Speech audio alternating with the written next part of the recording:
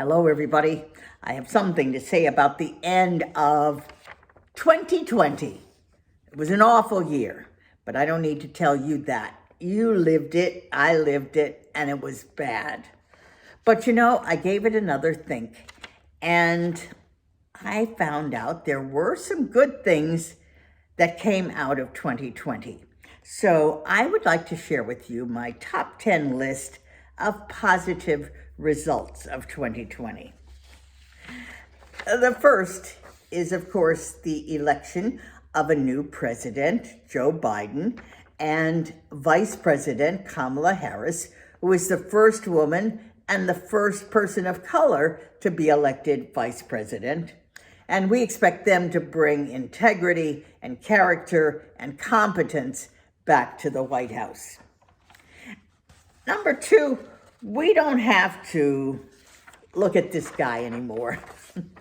We don't have to see his orange face and his crazy hairdo. We don't have to listen to his narcissistic ravings, and we don't have to read his crazy tweets.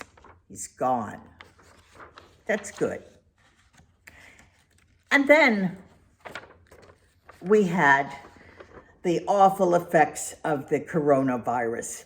But our scientists and researchers went into the laboratories and have come up with several vaccines. In 9 months, they came up with several vaccines to fight the coronavirus. Wow, good thing, brains at work.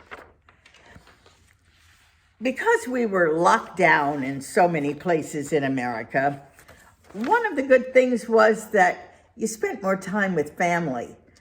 Kids liked it, parents liked it, although it caused some hardships.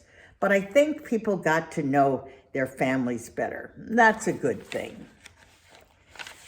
Also, we saw this amazing stream of neighborliness. People came out to help each other. We were all in it together, and folks bought groceries for older people who couldn't get to the store, and food banks were giving out meals and food because so many families had so much hardship because of the loss of jobs and income. So neighborliness was a good thing. And then the press. I have to give it to the news media because this year we saw some of the best investigative journalism at one time than we've seen. And I think the public began to see that we were not enemies of the people, as Trump said, but we're really protectors of our democracy. Another thing, who knew? Technology. That was a positive result. Who knew there was Zoom and that you could do all kinds of things on it? So with our not being able to get out and go to meetings and conferences and concerts, we had Zoom to do that. And so technology brought us together. You could have doctor's appointments and all kinds of things. And I visited with my family in other parts of the country. So that was great. Technology played a good part for us in 2020. And we didn't go to the movies, but the movies came to us thanks to the streaming services. We got big blockbuster movies that came directly into our homes, and we didn't have to pay $25 for a ticket and a box of popcorn.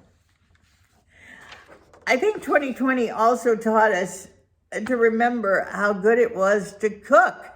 That not only was it fun, but it was cheaper, and there's nothing that beats a home-cooked meal. We also gave our bodies a rest.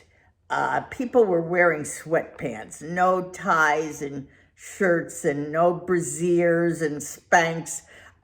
People dressed in loungewear, and I'm sure our bodies thank us for that.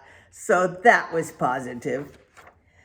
I don't need to say how positive it was that our first responders, our doctors and nurses, and all the people that have had to care for those of us in the midst of this pandemic, they were positive, and I think it's positive that Americans appreciate how much those people mean to us.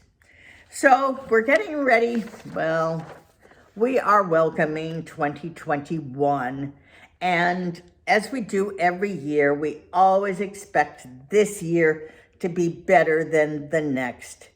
Well, folks, I just have to say 2021 has got to be better than 2020. So I wish all of you Happy New Year.